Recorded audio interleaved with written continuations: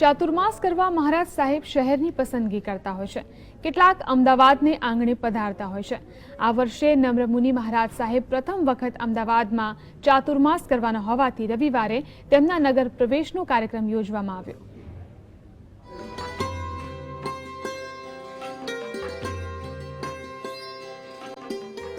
રવિવારે સવારે નમ્રમુનિ મહારાજ સાહેબે અમદાવાદમાં નગર પ્રવેશ કર્યો.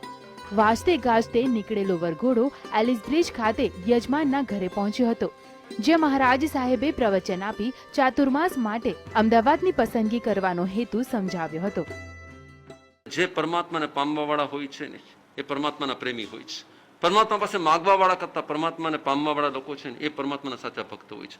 અમદાવાદનો ઉત્સાહ ઉમંગ જે રીતે અમદાવાદના ભાવિકોએ પ્રવેશ કરાવ્યો એ લાગે છે કે અમદાવાદની અંદર એક અંતર પ્રવાહ વહી રહ્યો છે પ્રેમનો.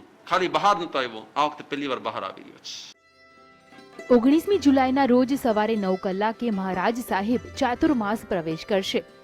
જૈન ધર્મમાં દીક્ષાના મહત્વને જોતા 16મી જુલાઈના રોજ કુલ 7 દીક્ષાર્થીઓના માતા પિતા મહારાજ સાહેબને દીક્ષા માટેનું સંમતિપત્ર આપશે અને 14મી ફેબ્રુઆરીએ તેઓનો દીક્ષા સમારંભ યોજાશે. આગામી 16મી જુલાઈએ બપોરે 4:30 કલાકે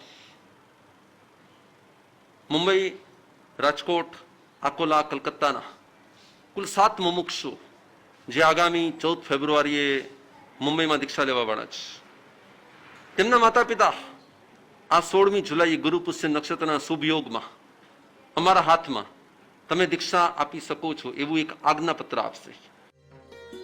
આજના સમયમાં લોકો શાંતિની શોધ કરી રહ્યા છે, ત્યારે આ પ્રકારના ધાર્મિક કાર્યક્રમો ઉપયોગી સાબિત થાય છે. ક્ષણવાર માટે વ્યક્તિ દુઃખ ભૂલી શાંતિનો અહેસાસ કરે છે.